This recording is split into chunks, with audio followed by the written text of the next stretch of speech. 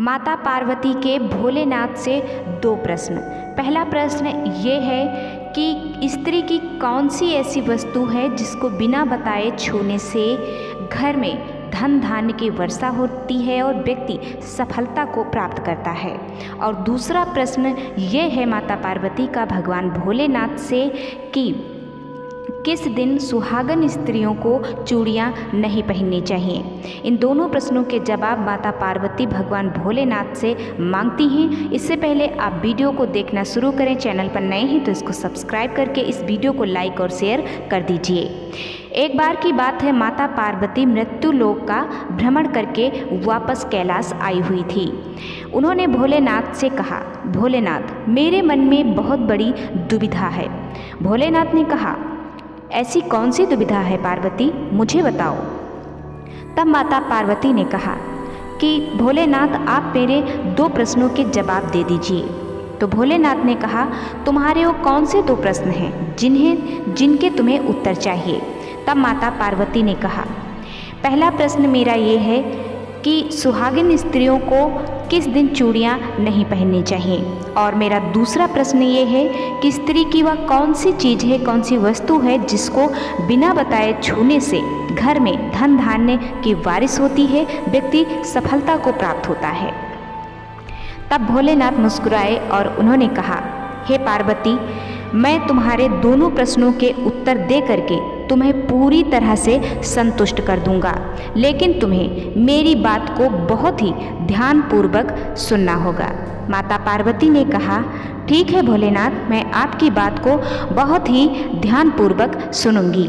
तो भोलेनाथ ने कहा, सुनो पार्वती, मैं तुम्हारे प्रश्नों के उत्तर एक छोटी सी कहानी के माध्यम से दूंगा। तुम्हारे दोनों प्रश्नों के उत्तर इस छोटी सी कहानी में छुपे हुए हैं। भोलेनाथ ने कहा, सुनो पार्वती, किसी नगर में एक बहुत बड़ा सेठ रहता था। उस सेठ के 3 बेटे थे और 3 बहुएं थीं। उस सेठ के 2 बेटे तो बहुत अच्छे, मेहनती, परिश्रमी और सेठ का कहना मानते थे, पर सेठ का जो तीसरा बेटा था वह बहुत ही दुष्ट स्वभाव का था। वह सेठ का कहना भी नहीं मानता था और जुआरी और शराबी भी था। सेठ उसकी इस आदत से बहुत ज़्यादा परेशान हो चुके थे और वो मन ही मन उसके प्रति बहुत ज़्यादा दुखी और चिंता में रहते थे। उनके 3 बेटे तो थे पर उनके कोई बेटी नहीं थी, कोई भी पुत्री नहीं थी। महादेव जी आगे कहते हैं कि हे पार्वती, एक दिन सेठ जी दुखी होकर के राधा रानी के मंदिर में गए और वहाँ पर उन्होंने पूजा अर्चना की। सब कुछ करने के बाद में सीढ़ियों पर बैठकर वो रोने लगे। सेठ को रोता हुआ देखकर उस मंदिर का पुजारी उनके नज़दीक आया और बोला, कि आप कौन हैं और यहाँ पर बैठकर आंसू क्यों बहा रहे हैं। तब सेठ ने उस पुजारी को अपनी सारी कहानी बताई कि मेरे 3 बेटे हैं, 3 बहुएं हैं, पर मैं अपने छोटे बेटे से बहुत ज़्यादा दुखी रहता हूँ क्योंकि वो गंदी लत में पड़ चुका है और मेरा कोई भी कहना या मेरी कोई भी बात नहीं मानता है, और मेरे कोई पुत्री भी नहीं है। यदि मेरे कोई पुत्री होती तो मैं उसके साथ अपना दुख बांट सकता। तब उस मंदिर का पुजारी मुस्कुराया और उसने कहा, मैं आपको एक ऐसी उपाय बता सकता हूँ जिससे आपके सारे दुख और दर्द दूर हो जाएंगे। तब सेठ ने कहा कि कृपा करके मुझे वो उपाय जल्दी बताइए। पुजारी मंदिर के अंदर गया और वहाँ से एक राधा रानी की तस्वीर लेकर के वापस सेठ के पास आ गया और उसने राधा रानी की तस्वीर को सेठ को पकड़ाते हुए कहा, सेठ जी, ये राधा रानी की तस्वीर आप अपने घर के मंदिर में रख दीजिएगा और इस तस्वीर की हर रोज़ पूजा अर्चना कीजिएगा और इस तस्वीर को अपनी पुत्री के समान ही प्यार, स्नेह और दुलार दीजिएगा और देखिएगा कुछ दिनों के बाद आपके सारे दुख दर्द राधा रानी जी हर लेंगी। सेठ ने उस पुजारी की बात को मान करके अपने घर में राधा रानी की तस्वीर को ला करके मंदिर में स्थापित कर दिया। हर रोज़ सेठ जी जब सुबह स्नान करते तो उसके बाद में वो राधा रानी की तस्वीर को भोग लगाते, पूजा पाठ करते और उस तस्वीर को अपनी बेटी की तरह ही प्यार और दुलार करते। अब सेठ जी बहुत ही खुश रहने लगे थे क्योंकि उनका मन राधा रानी की भक्ति में लग गया था। एक दिन की बात है, सेठ जी दुकान पर गए हुए थे। तभी उनके घर में एक मनिहारिन चूड़ी पहनाने के लिए आई। उनकी तीनों बहुएं उसी मनिहारिन से चूड़ी पहनती थी। राधा रानी ने देखा कि वह मनिहारिन ऐसे दिन आई है जिस दिन चूड़ियाँ नहीं पहननी चाहिए। तब उन्होंने अपनी माया से उस मनिहारिन की सारी चूड़ियों का रंग बेकार कर दिया और चूड़ियों का बेकार रंग देख करके सेठ की तीनों बहुओं ने चूड़ियाँ पहनने से मना कर दिया। मनिहारिन परेशान और दुखी होकर के अपने घर वापस चली गई। फिर 2 दिन के बाद उस मनिहारिन की चूड़ियाँ फिर से अच्छी और रंग बिरंगी हो गई।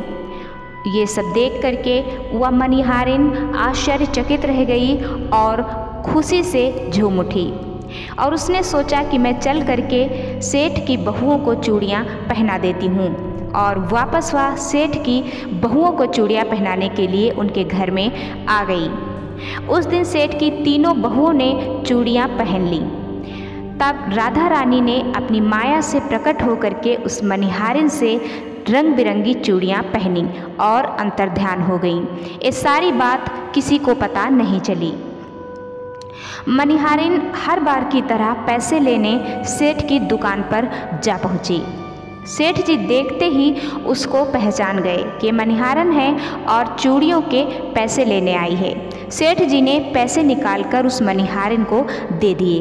तब उस मनिहारिन ने कहा, हे मालिक, मैंने आपके घर में 4 स्त्रियों को चूड़ियाँ पहनाई हैं और ये पैसे तो 3 के ही हैं। तब सेठ जी ने कहा, नहीं, मेरे घर में तो सिर्फ 3 ही बहुएं हैं, चौथा कोई नहीं है। तो उस मनिहारिन ने कहा, शायद आपको पता नहीं होगा, हो सकता है आपके घर में कोई मेहमान स्त्री आई हो। तब सेठ जी ने कहा, नहीं, मेरे घर में कोई भी मेहमान स्त्री नहीं आई है और उन्होंने उसको पैसे देने से इनकार कर दिया। सेठ जी ने कहा कि तुम अपने घर वापस जाओ, मैं अपने घर में पता करके तुम्हारे पैसे भिजवा दूंगा। ये बात सुनकर वह मनिहारिन अपने घर वापस चली गई। सेठ जी जब शाम को घर में आए तब उन्होंने अपनी तीनों बहुओं से पूछा कि घर में आज किसी चौथी स्त्री ने चूड़ियाँ पहनी हैं। तब सेठ की तीनों बहुओं ने कहा, नहीं पिताजी, चूड़ियाँ तो सिर्फ हम तीनों ने ही पहनी हैं, यहाँ पर चौथी कोई स्त्री नहीं है। सेठ जी ने उस बात को ध्यान नहीं दिया और धीरे धीरे शाम हो गई। खाना खाने के बाद सेठ जी बिस्तर पर अपने लेटते ही सो गए। उनके स्वप्न में उस दिन राधा रानी आई और वह बहुत ही दुखी थी और उनके आंखों से आंसू बह रहे थे। सेठ जी ये सब देख करके परेशान हो गए। उन्होंने कहा, हे बेटी, तुम क्यों रो रही हो? तब राधा रानी ने कहा, पिताजी, आप मुझे अपनी बेटी मानते हैं, परंतु आपने पिता होने का फर्ज नहीं निभाया। तब सेठ जी ने कहा, मुझसे ऐसी क्या भूल हुई है बेटी जो मैंने अपना फर्ज नहीं निभाया है? अनजाने में हो सकता है मुझसे कोई भूल हो गई हो। तब राधा रानी ने कहा, पिताजी, आपने अपनी बहुओं के चूड़ियों के पैसे तो दे दिए मनिहारिन को, पर मैंने जो चूड़ियाँ पहनी आपने उसका मूल्य नहीं चुकाया और ये सब देखकर मुझे बहुत दुख हुआ। सेठ जी राधा रानी की बात सुन करके आश्चर्यचकित रह गए और उनकी आंखें तुरंत नींद से खुल गईं और सेठ जी उठ बैठे।